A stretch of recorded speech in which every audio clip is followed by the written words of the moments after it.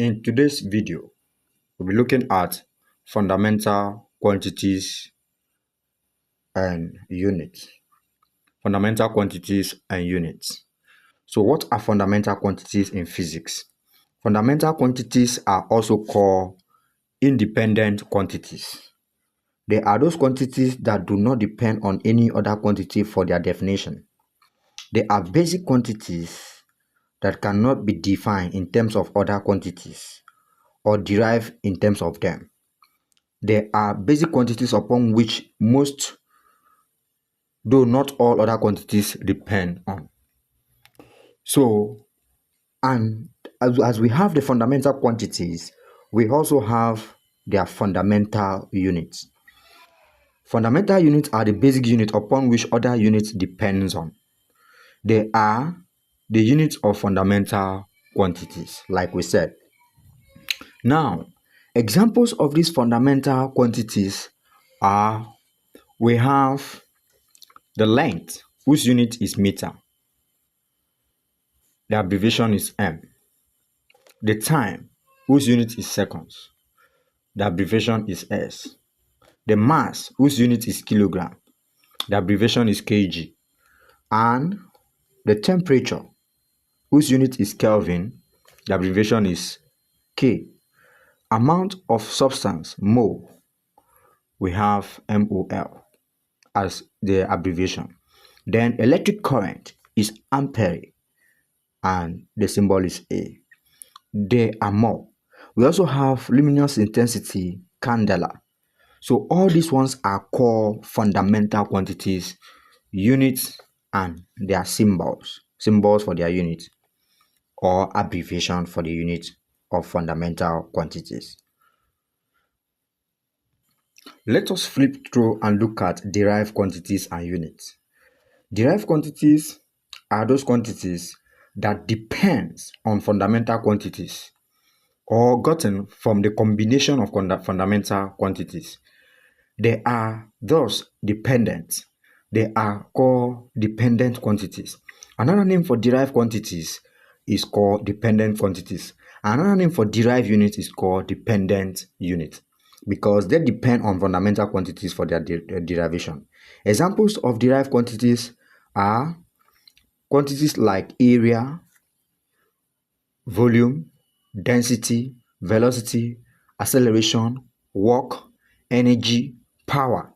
All those ones are under what we call derived quantities. So they have their derived quantities, their formula, and their units. For example, if we are looking at area is length times breadth. Length times breadth. The unit of length is meter. The unit of breadth is meter. Meter times meter will give you meter square. That is why the unit of area is meter square. Then if we look at volume is length times breadth times height, which is meter, unit of length meter, breadth meter, height is meter. So giving you meter cube. That's why the unit of volume is in the meter cube. So we can look at another one is unit of density. Density is a derived quantity. Density is mass divided by volume, which we usually call mass per unit volume. The unit of mass is kilogram, and the unit of volume is meter cube. So the unit of density is kilogram per meter cube. Kilogram per meter cube. Have you seen now? That's what we have for the unit of volume, which can be written as kilogram meter raised to power minus 3. Kilogram per meter cube. So another derived quantity we're going to look at is called velocity. Velocity is displacement divided by time. And the unit of displacement is meter. The unit of time is seconds. So this gives us meter per second, which we can write this as, so either this or this, you're correct. Meter per second. That's the unit of velocity. Then another derived quantity we're going to look at is called acceleration. Acceleration. Acceleration is velocity divided by time. Velocity divided by time. So acceleration will now be equals to, velocity is meter divided by second. Then you are dividing by another time again, and the unit of that time is second. So what you're going to do now is to solve this mathematically to get the unit of acceleration become meter divided by second. Change this to multiplication. Flip this fraction. You're going to have 1 divided by s.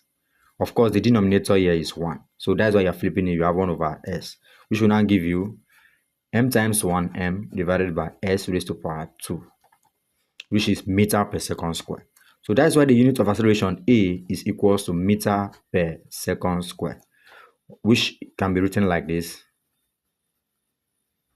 That's the unit of acceleration. All these ones are called derive quantities and units. So we also have the unit of force. Force, we have the standard unit of force, and we also have the derived unit for force. But in this case, we are looking at the derived unit for force. Force is equals to mass times acceleration. So force equals mass is measured in kilogram, acceleration is measured in meter per second square. So if you combine the units now, you're going to have kilogram meter per second square, which can also be written in this form: kilogram meter per second square. This or this, you are correct. That becomes the unit of force. That becomes the unit of force. Thanks for watching, and do remember to subscribe. You can also derive the unit of, let's say, work. Work is force times distance. So use this to derive the unit of work.